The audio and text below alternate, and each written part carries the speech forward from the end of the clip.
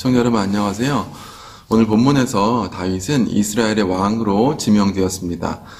하나님에 의해서 지명이 되었죠.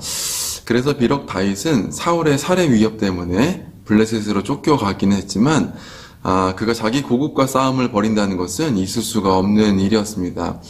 그런데 오늘 본문에서 다윗은 블레셋의 용병으로 이스라엘 조국과 싸워야 되는 진퇴양난에 빠지게 됩니다. 블레셋의 용병으로 싸우게 되면 조국을 치게 되고 싸우지 않는다고 하면 블레셋에 의해서 의심을 받게 됩니다. 그래서 결국에는 감옥에 가거나 사형을 당하게 되겠죠. 그래서 오늘 본문을 통해서 우리가 먼저 짚고 넘어가야 될 점은 다윗이 왜 이런 상황에 빠지게 되었는가입니다. 좀 잔인한 판단입니다만 다윗은 사울의 살해 위협에도 불구하고 이스라엘 경내를 벗어나서는 안 되었습니다. 이스라엘 아무리 병들고 위험하더라도 하나님의 백성은 하나님이 주신 기업을 벗어나서는 안 됩니다. 그러나 성경 내러티브는 이런 윤리적인 판단을 내리고 있지 않습니다. 다윗이 블레셋의 경내에 들어간 것에 대해서 아무런 평가도 내리지 않습니다. 어떨 때면 우리 삶이 그렇지 않는가 생각을 해보게 됩니다. 우리가 남을 볼 때는 굉장히 잔인한 판단을 내지만 사실 하나님께서 그냥 넘어가 주시고 그걸 더 큰 선으로 바꾸어 가시기 위한 하나님의 계획 속에 편입시키는 경우들이 많이 있습니다.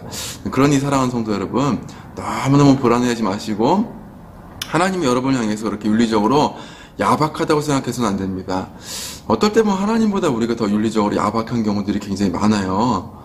헌금 관련돼서나 아니면 예배 참석이나 신앙생활 관련돼서. 그렇다고 제가 목사하기 때문에 여러분 신앙생활 편하게 하라는 말씀 절대로 아닙니다.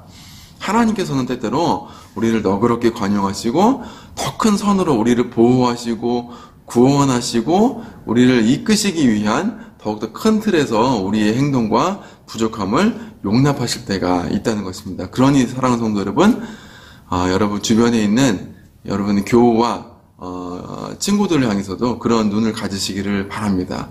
너무 야박하게 그렇게 평가하지 마세요. 다윗이 잘못해서 블레셋의 지도자에게 굴복했건 아니면 블레셋의 그 간첩 활동을 하기 위해서 이스라엘을 구원하기 위해서 거기 잠입해 들어갔건 중요한 것은 지금 다윗이 위험에 빠졌다는 것입니다. 오늘 본문은 그것을 집중하고 있어요. 그래 하나님께서 이를 해결해 주셨다. 이거를 이제 집중하고 있는 거예요. 아기스는 다윗을 신임했어요. 그런데 블레셋의 방백들은 좀 더 똑똑했던 것 같아요. 다윗을 의심했어요. 그들이 맞았죠. 이 의심이 다윗이 블레셋 군대 용병에서 제외되는 결과를 낳았고 이스라엘과 싸우지 않게 되는 행운을 만들었습니다. 여러분 우리 인생도 마찬가지예요. 우리가 살아간 인생의 흔적들은 우리의 실수로 점철되어 있어요. 매 순간 실수하고 저도 실수하고 여러분도 별로 안 실수하지. 저는 계속해서 실수하고 막 그래요.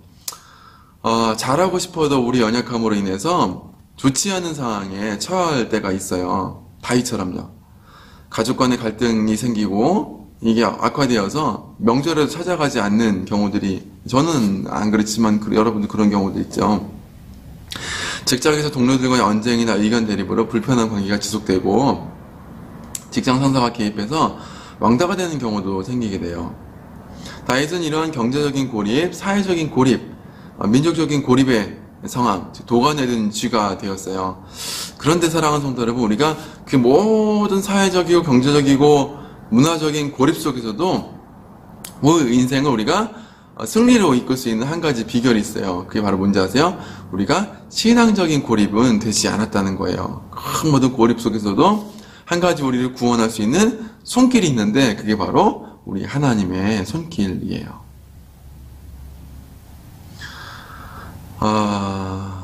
그것도 우리가 기도하지 않고 예견하지 않을 때에도 하나님은 여전히 우리를 위해서 일하세요. 자, 여러분 지금 다윗을 한번 보세요. 잡을 수 있는 손이 없어요. 사무엘이 죽어서 사무엘의 손을 잡을 수가 없어요.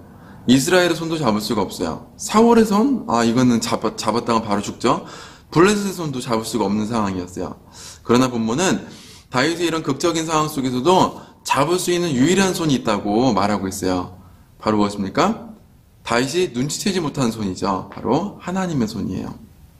사랑하는 성도 여러분, 다윗처럼 혹시나 잡을 수 있는 손이 아무것도 없을 때 눈물을 흘리고 기도하세요. 여러분 차라리 잘 된 거예요. 아무것도 잡을 수 있는 손이 없을 때 하나님의 손을 더욱더 확실하게 잡을 수 있는 기회가 될 수 있어요. 사실 여러분 우리 인생이 그렇잖아요. 여태까지 사람 손에 의해서 구원받은 적 있어요, 여러분? 그런 것처럼 보이는 것뿐이지만 여러분 신앙 있으시면은 꼭 그렇게 생각하실 거예요. 하나님 나를 인도하셨구나. 분명히 그렇게 믿게 될 거예요. 우리가 모르는 수많은 위기의 순간들이 사실 하나님의 은혜 덕분에 그냥 잘 넘어가고 지나간 것 뿐이에요.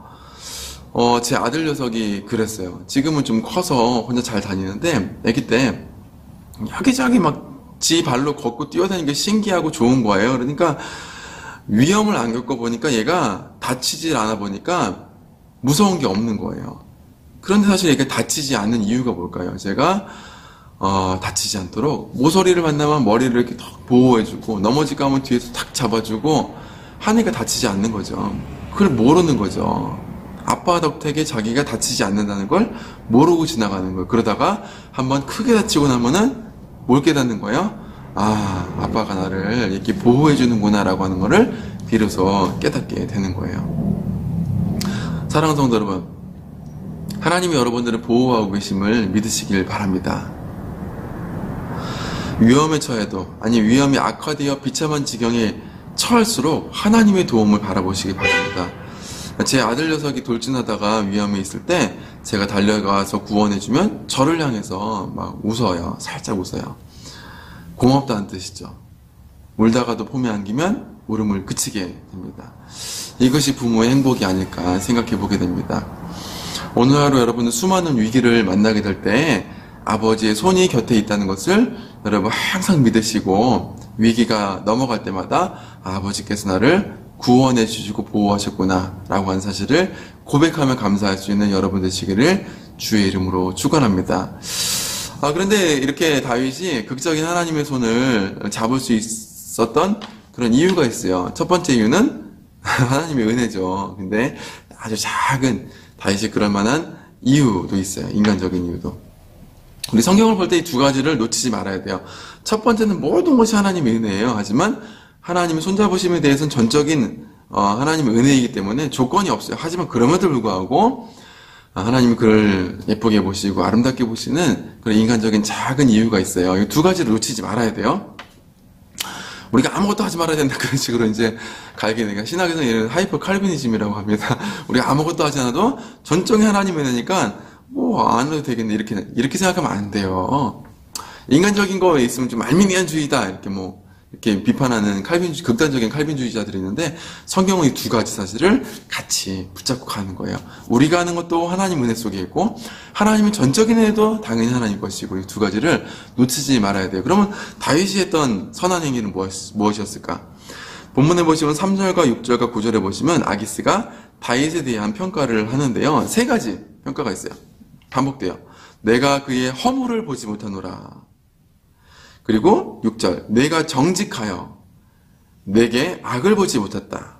9절 내가 내 목전에서 하나님의 전령같이 선한 것을 내가 알고 있다. 그렇게 얘기하고 있어요. 비록 이게 아기스가 다윗에게 속아서 그렇게 말한 것이지만 역설적인 평가인 거예요. 이게 성경 저자는 다윗이 정말 이스라엘과 하나님에 대해서 악을 보이지 않고 허물을 보이지 않고 선하게 행동했다는 것을 지금 아기스의 고백을 통해서 보여주고 있는 거예요. 사랑하는 성도 여러분, 세상에서 허물 없이 선하게 살려면은 바보처럼 보이죠. 분명히 어려움들 당할 수 있어요. 지금 눈앞에 보기에는 여러분들 아무런 이익이 돌아오지 않을 때가 있어요. 이익이 돌아오게끔 하려면은 조금 편법 쓰고 조금 허물이 있어도 그냥 일이 되게 만들어야 되잖아요. 여러분 조금만 참아보세요. 신실하게 허물 없이 악을 행하지 않고 아까 타협 하지 말고 한번 순종해 보세요. 그러면은 돌고 돌아서 내가 가장 어려움, 가장 위험한 상황에 처해 됐을 때 하나님 그 마음을 모시고 여러분 전적으로 구원해 주시는 그런 계기로 사용되게 될 줄 믿으시기를 바랍니다. 저도 굉장히 허물 많은 사람이에요. 저는 악이 정말 많은 사람인데 그래도 불구하고 하나님 앞에서 좀 신실하려고 선하게 행동한 그 일들이 있어요. 근데 그 당시에는 저에게 도움이 아무것도 안 돼요. 되돌아보면은 아주 제가 외롭고 힘들고 괴로울 때 저에게 위로가 되는, 하나님이 저를 구원해 주시는 결정적인 근거가 되더라는 거예요. 할렐루야. 여러분들 그러시죠? 조금 참고 악을 대합하지 마시고 좀 선하게 하나님의 사심처럼, 오늘 아기스가 고백한처럼 하나님의 전령처럼 살아가는 여러분 되시기를 바랍니다. 가끔가다 외교관들이 해외 나가서 사고 치는 경우도 있잖아요. 갑질하고. 얼마 전에도 그죠? 안 좋은 일을 행해서 우리나라 국격을 떨어뜨리는 경우도 있어요. 여러분들은 하나님 나라의 영광스러운 백성들이에요. 그래서 그 나라의 국격이 떨어지지 않지만 국격을 떨어뜨리는 행위지 하지 않고 정말 하나님의 전령과 사심처럼 명예롭게, 여러분, 이익이 여러분의 기준이 되는 것이 아니라 하나님 나라 백성의 명예가, 그 영광스러운 부르심이 여러분의 행동의 준거점, 기준점이 되시기를 주의 이름으로 축원합니다. 세상이 볼 때 아무리 숨겨도 정말 여러분들이 티가 나야 돼요. 하나님 나라의 간첩처럼 티가 나고, 정직함, 신실함, 의로움, 정결함으로 무장하여서 하나님 나라 백성답게 세상 가운데 그 모습을 보여주고 드러내줄 수 있는 여러분 되시기를, 그래서 위기의 순간 속에서 아무런 손을 잡을 수가 없는 위기의 순간 속에서도 하나님의 구원을 맛보고 하나님과 동행할 수 있는 여러분 되시기를 주의 이름으로 축원합니다. 기도하겠습니다. 하나님 아버지, 오늘 말씀을 통해서 하나님의 전적인 구원함을 보는 이 다윗의 모습, 하지만 또 그 구원함에 대한 작은 이유, 그가 신실하게 이스라엘 백성과 하나님 앞에 살아갔음을 이 이방 군주를 통해서 고백하게 하시는 하나님 은혜를 보게 하신 참으로 감사합니다. 우리도 또한 세상에서 하나님 나라 전령처럼 선하게 살아갈 수 있도록 인도하여 주시옵시고, 아주 도울 수 있는 손길들이 보이지 않을 때 하나님의 극적인 구원의 손길들을 경험하여 하나님 되심을 날마다 경험하고 체험하는 우리 될 수 있도록 인도하여 주시옵소서. 주께 감사하고 예수님의 이름으로 기도합나이다. 아멘. 여러분 시청해 주셔서 감사합니다. 한 주간 하나님 나라의 사신으로 살아가는, 그래서 하나님의 전적인 구원을 날마다 경험하는 여러분 되시기 바랍니다. 다음 시간까지 평안하게 하나님의 은혜 가운데 살아가시기 바랍니다. 예, 감사합니다.